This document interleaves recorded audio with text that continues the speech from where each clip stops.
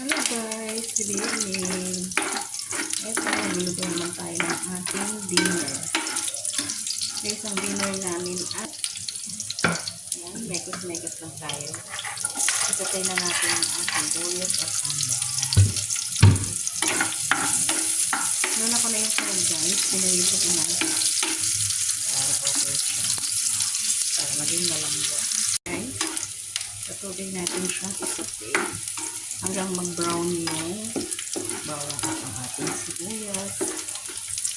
Yan, mekos-mekos guys. Mekos-mekos lang. Yan, okay na yan. Lagyan natin siya ng toyo.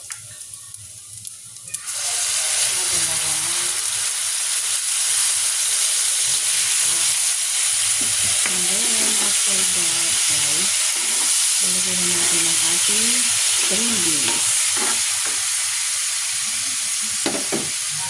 String beans tayo guys. Para nilay mga pagkakas. Ating string beans. Sarap yan guys. Ang ating adobong string beans, lalagyan lang natin ng suka.